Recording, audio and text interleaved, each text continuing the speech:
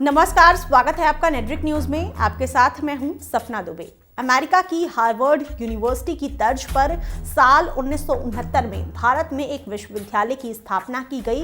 इस विश्वविद्यालय की अवधारणा उत्कृष्टता, रचनात्मकता और बौद्धिकता की बिना रुके तलाश जारी रखना है। इसमें रोमांच है और किसी भी विषय की जड़ तक जाकर उसे जान लेने का उतावलापन है। हम बात कर रहे हैं जवाहरलाल नेहरू विश्वविद्यालय की, जिसके स्थापना के वक्त शायद इसी सोच के साथ नींव की एक एक ईंट रखी गई होगी। लेकिन आज जेएनयू उबल रहा है।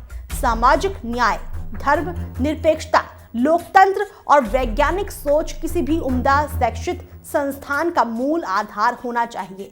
लेकिन अभी कुछ सालों से विचारधारा की लड़ाई में जेएनयू उलझा दिखाई पड़ता है।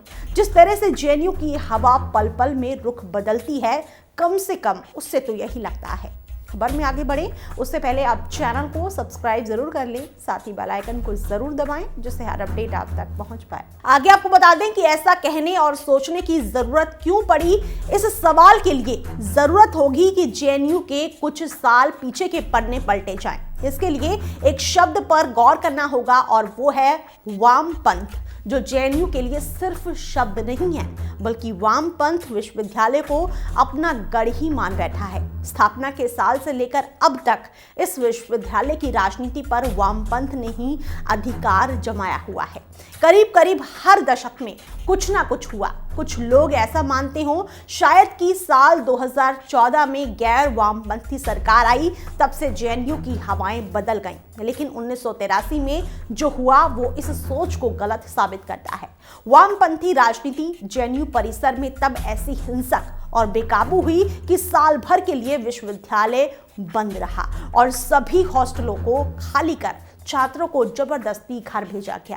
उस वक्त वामपंथियों के पास तो ये भी विकल्प नहीं था कि कैंपस में हुए उपद्रव का आरोप किसी पर जड़ सके, क्योंकि जेएनयू में दूसरी विचारधाराओं ने अभी प्रवेश ही नहीं किया था। तब लूटपाट और तोड़फोड़ की भी बातें सामने आई थी।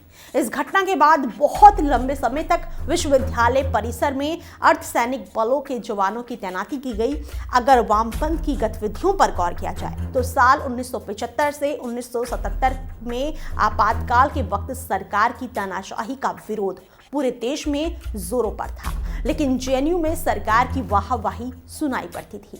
तब भी प्रमुख वामपंथी पार्टी ने आपातकाल का समर्थन तो किया ही, इसके साथ साथ मानवाधिकार उल्लंघनों में हिस्सा लिया। समय बीतता गया और बीतते समय के साथ हिंसा की खबरें आती रहीं। हिंसा की कई बड़ी घटनाएं साल 1990 के दशक में हुई।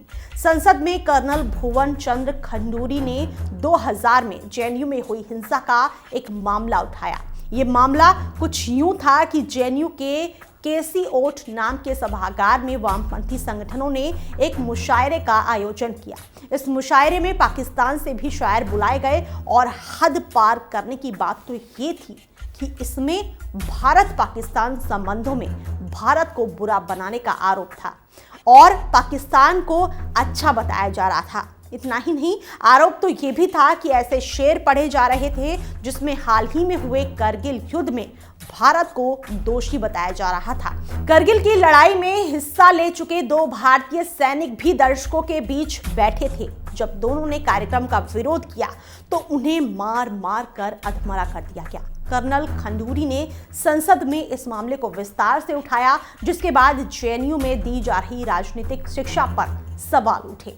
फिर आया 2005, जब प्रधानमंत्री के जेएनयू कैंपस पहुंचने पर काफी ज्यादा विवाद हुआ और जिसका अंत हिंसा के साथ ही हुआ। जेएनयू फिर सुर्खियों में तब आया जब साल 2010 में दंतेवाड़ा में सीआरपीएफ के 76 जवान माओवादी हमले में शहीद हो गए और देश में शोक पैदा हुआ। लेकिन जेएनयू के गोदावरी ढाबे पर वामपंथी गुटों पर इस घटना के लिए जश्न मनाने का आरोप लगा। डीजे चलाकर पार्टी भी हुई। साल 2013 में जेएनयू में भी एक कार्यक्रम का आयोजन किया गया। ये आयोजन था एक पूजा का। दरअसल वामपंथियों ने महिषासुर पूजन दिवस नाम से ये कार्यक्रम आयोजित किया। जेएनयू में पर्चे बांटे गए जिसमें भारतीयों की आराध्य देवी दुर्गा के लिए अपशब्दों का इस्तेमाल किया गया था। इसका भी विरोध हुआ और फिर हिंसा हुई। 2014 में केंद्र में सत्ता का परिवर्तन हुआ और बीजेपी सत्ता में आई। हालांकि जो हिंसा साल 2014 के बाद हुई उसमें वामपंथ के संगठन की चर्चा के साथ साथ उंगली सरकार की तरफ भी उठाई जाने लगी। आरोप लगाया जाने लगा और सत्ता के खिलाफ ऐसी आवाजें उठाई जाने लगी कि जेएनयू को सत्ता तंत्र सुनियोजित रूप से बर्बाद करने की कोशिश कर रहा है। इस दौरान संघ भाजपाई दक्षिणपंथियों को हमेशा ही जेएनयू से डरा हुआ बताया जाने लगा। इसे इस तरह से भी देखा जा सकता है कि जेएनयू पर अपना आधिपत्य समझने वाले वामपंथियों को अब उंगली उठाकर किसी पर आरोप लगाने का विकल्प है। और तो और जेएनयू में विचारधारा की लड़ाई अपने चरम पर पहुंच गई। समय रुका नहीं, बीतता ही गया और फिर आया 2016 जब आतंकी अफजल गुरु की बरसी के दिन ही जेएनयू में अजीब तरह का माहौल पैदा हुआ। भारत तेरे टुकड़े होंगे के नारे लगाए गए। आइन हिंदुस्तान का मंजूर नहीं जैसे देश विरोधी नारे लगाए गए। आपको बता दें कि संविधान को फारसी में आइन कहते हैं। हालांकि हिंसा का दौर आने वाले सालों में भी खत्म नहीं हुआ और वामपंथ के द्वारा विरोध और विरोध के बाद की पैदा हुई स्थितियों को न्याय संगत बताने के लिए कई तरह के मुद्दे को उठाया गया। साल 2019 के दूसरे खंड में और 2020 के पहले ही महीने में कई कारणों से कैंपस दहलता रहा। भारतीय जनता पार्टी और राष्ट्रीय स्वयंसेवक संघ से संबद्ध अखिल भारतीय विद्यार्थी परिषद का भी बीतते सालों के साथ जेएनयू में जिक्र बढ़ता गया। एबीवीपी राष्ट्रवादी अखिल भारतीय छात्र संगठन है जो वामपंथियों जितना ही चर्चा में बना ही रहता है। 2019 के जाते जाते और 2020 के आते आते हॉस्टलों की फीस वृद्धि 370 के हटने को मुद्दा बताया गया। हाल ही में बने कानून सीएए का विरोध भी इस कैंपस ने खूब देखा। जेएनयू के छात्र और छात्र संगठन तो फीस वृद्धि और नए हॉस्टल मैनुअल के खिलाफ पिछले कुछ महीनों में लगातार विरोध प्रदर्शन कर रहे हैं। इसके अलावा ताजा तरीन जेएनयू हिंसा को तो अनदेखा ही नहीं किया जा सकता है। दिसंबर और जनवरी की ठंड हिंसा की आग में जलती रही। इस आग में काफी कुछ बर्बाद खाक हुआ। बच्चों की पढ़ाई बर्बाद हुई। नवंबर दिसंबर में होने वाली सेमेस्टर परीक्षा बाधित हुई। इतना ही नहीं, एक सेमेस्टर को परीक्षा की बर्बादी शायद काफी नहीं थी कि जनवरी में रजिस्ट्रेशन करने को लेकर बवाल ही पैदा हो गया और इस बवाल ने ऐसा रुख लिया कि जमकर हिंसा हुई। 5 जनवरी रविवार की शाम कैंपस में जमकर बवाल और मारपीट को अंजाम दिया गया। दरअसल नकाबधारी गुंडों ने कैंपस में घुसकर छात्रों और शिक्षकों पर खूब कहर बरपाना शुरू कर दिया।